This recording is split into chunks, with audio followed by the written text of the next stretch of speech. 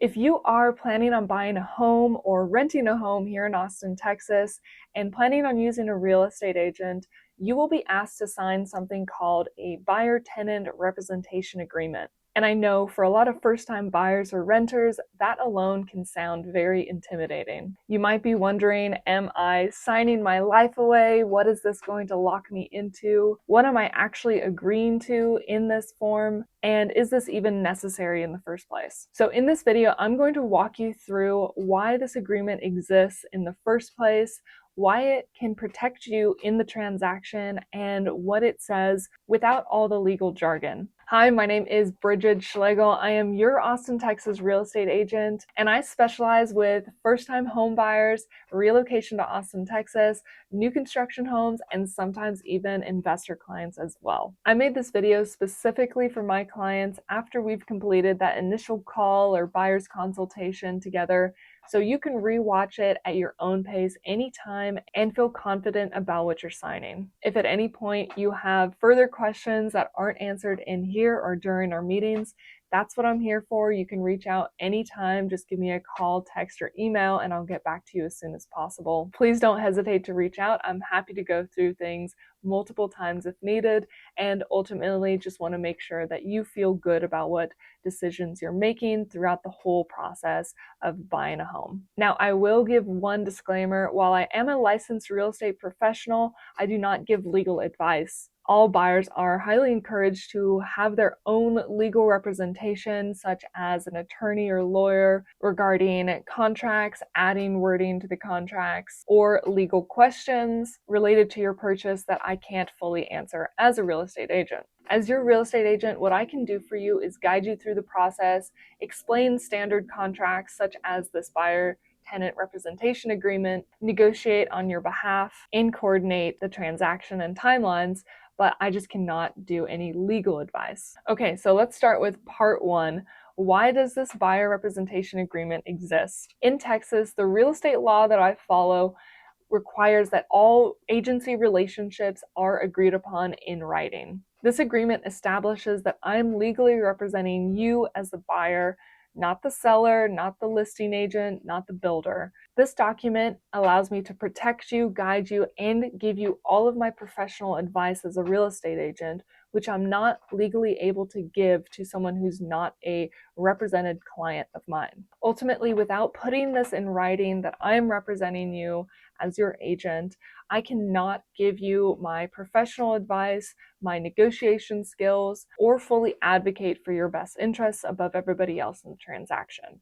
As soon as I start doing those things, it needs to be stated clearly in a written agreement in order to maintain full transparency, make sure everybody's on the same page, and also to make sure there's no confusion over who's owed a commission in a certain transaction after a lot of time has been spent and advice has been given. Again, the main thing is this agreement allows me to put your best interests ahead of everybody else in the transaction, including my own. So part two, what does this agreement actually outline? What is the big picture? At a high level, this agreement does three main things. Number one, it officially appoints me and my broker as your representative. Number two, it outlines my duties as your agent. And number three, it clearly states how compensation will be handled throughout the transaction before we ever even write an offer. The goal here is to have everything disclosed up front. That way there's nothing hidden, no hidden fees, and there's no confusion when it comes to the closing table. So part three, what am I obligated to do for you as your real estate agent? This is one of the most important parts of this agreement to understand,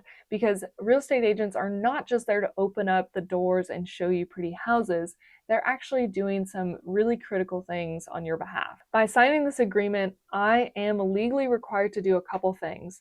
Number one, use my best efforts to find you the right property for you.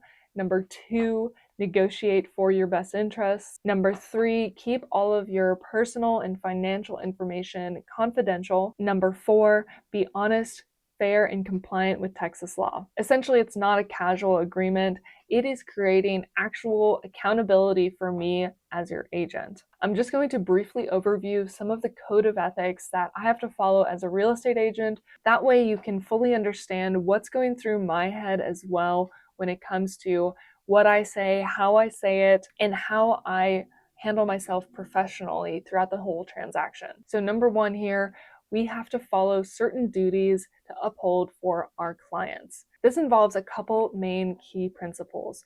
For starters, loyalty. Always put our clients' interests above everybody else, including our own best interests. Number two, obedience. I am actually required to follow lawful instructions from my clients. Next is disclosure. I'm required to share any material facts that I'm privy to that could have some influence in your decision-making process. Also, confidentiality. Again, I must protect all private information about my clients even after the closing has completed. Next is reasonable care and diligence. This is essentially stating that I must act competently and professionally. Lastly is my duty to handle accounting. This essentially means I have to properly handle any money or documents and timelines throughout the transaction as well. In short, having a realtor is not just having a salesperson representing you, it is about having a fiduciary that upholds these duties. Next, the Code of Ethics actually also requires agents to be honest and transparent. All agents must be truthful in our advertising, marketing, and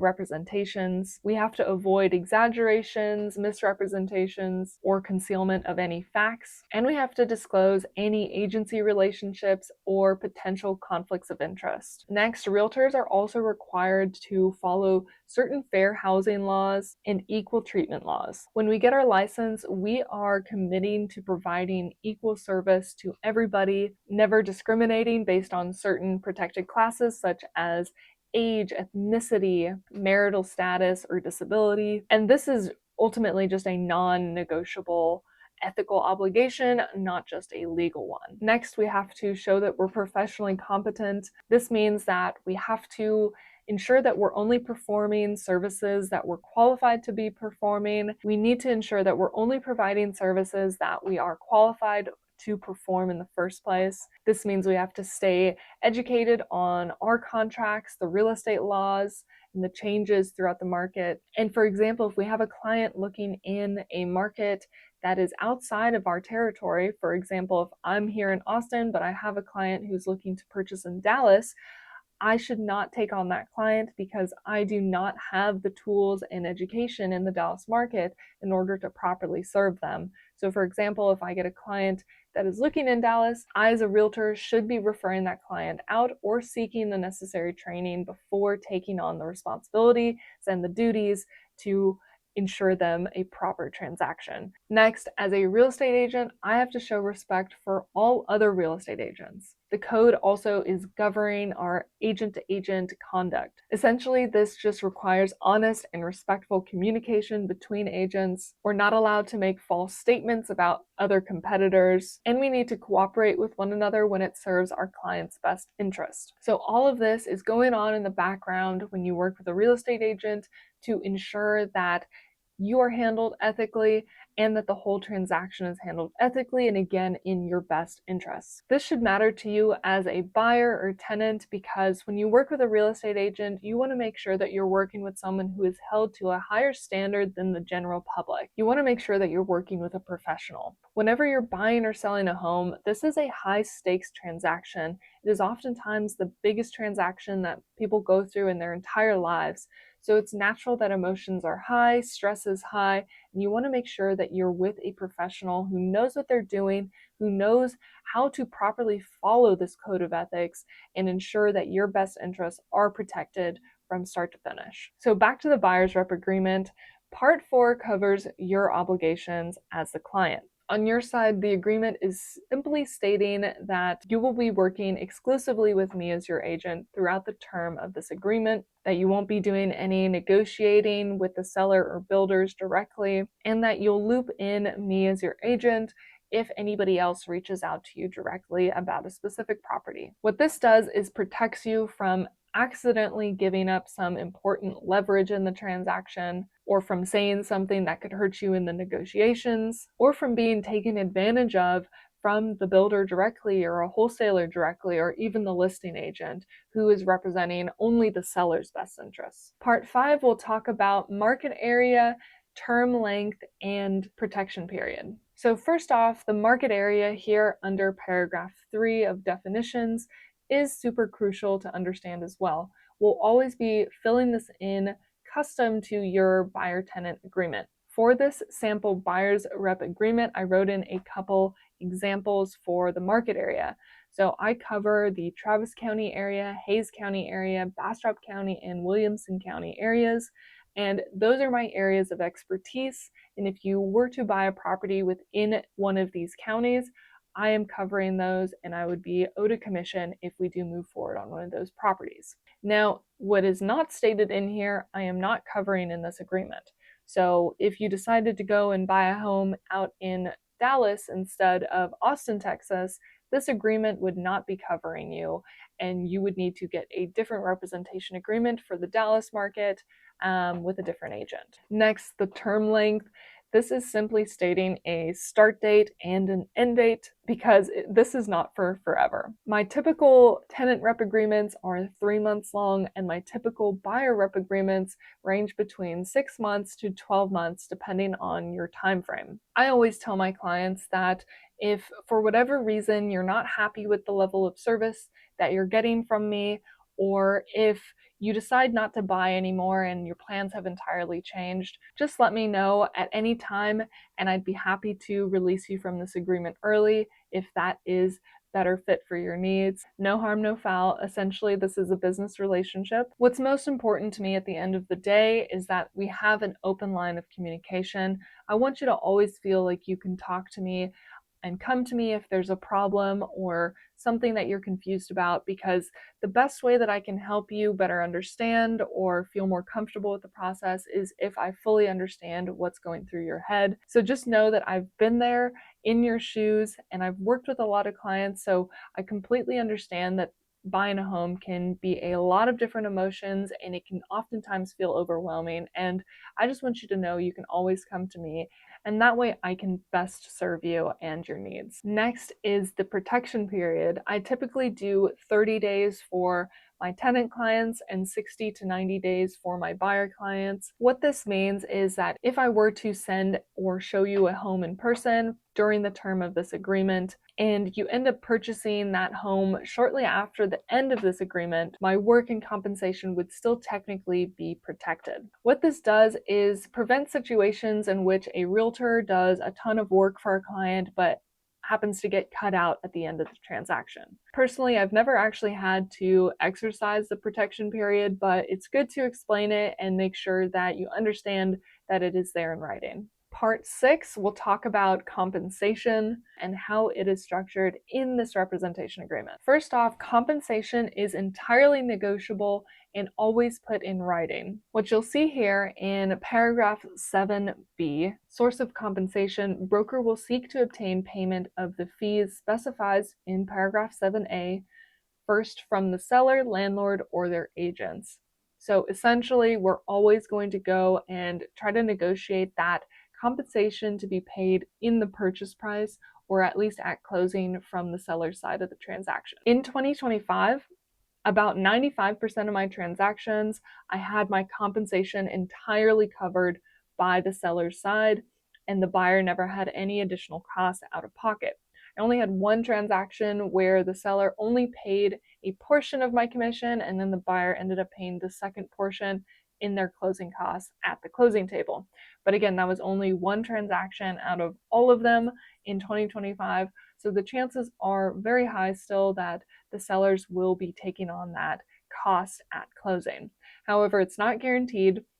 So you'll see here in paragraph 7b, again, if such persons refuse or fail to pay the broker the amount specified, the client will be responsible to paying that commission amount. The best thing that I can share is we can find this out well before we get to the closing table. There'll never be any surprise on this. We can find this out before we even put an offer in, usually.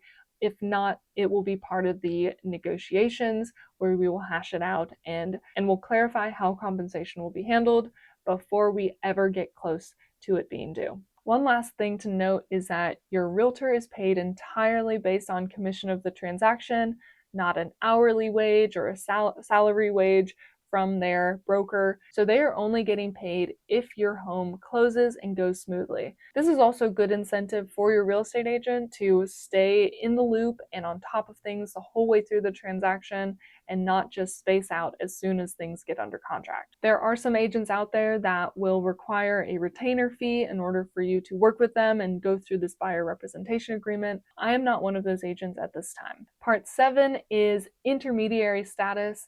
We almost always check yes to having intermediary status.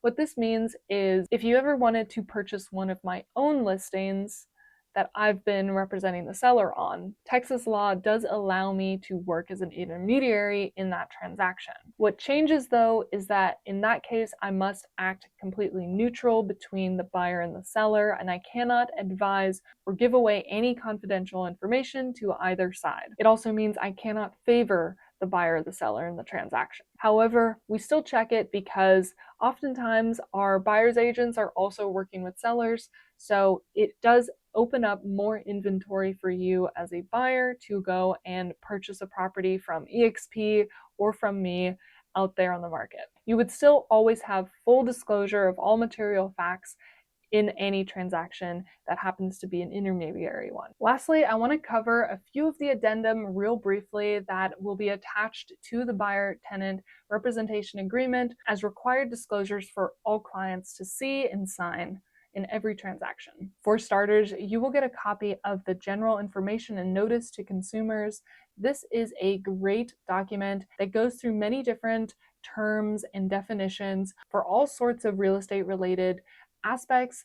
I highly recommend that you read through it because there's a lot of great information in here. We've also got a wire fraud warning for everybody. Real estate transactions are highly targeted for wire fraud out there. So just always know that it is super important to call me and verify with me or the title escrow agent before you actually send any wires out. The most common way that it happens is somebody impersonates an escrow officer using a similar email account and sends it directly to the buyer. So make sure you're not only calling the escrow officer, but you're calling them via the phone number that you originally had in contact with that escrow agent, not the one that's listed on the wire instructions. Then there's the information about brokerage services form, or the IABS.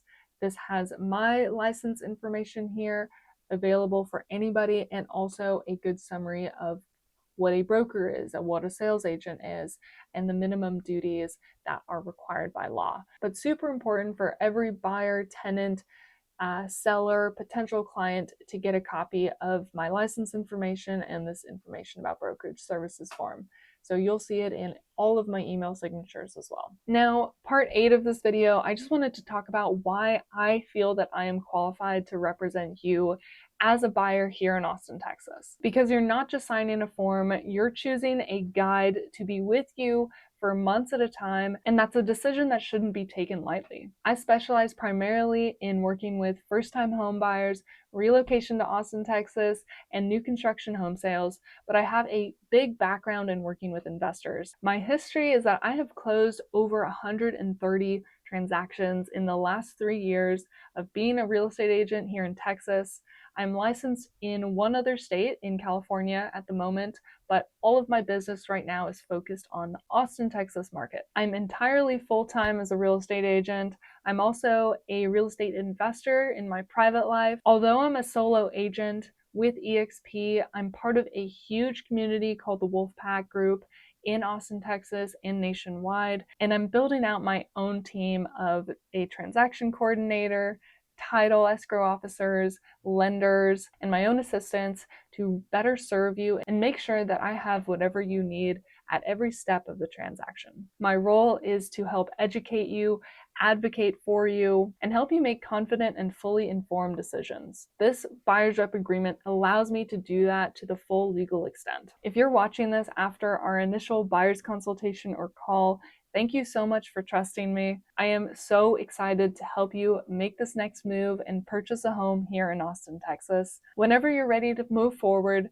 you can sign the documents that I've probably already sent over your way. And as soon as they're official, we can really dive in and get things started for your home search. And stay tuned because I will be putting together many other videos just like this one to help break down the full buyer's process from A to Z, this buyer's rep agreement to the closing table. And that way, not only will you have my advice in real time, you will also have everything in a video form that you can revisit at any time and go through it again at your own pace. So thank you so much for watching. If you've made it this far, go ahead and also like and subscribe so you don't miss any of my other Austin content as well. And I'll see you here shortly in Austin.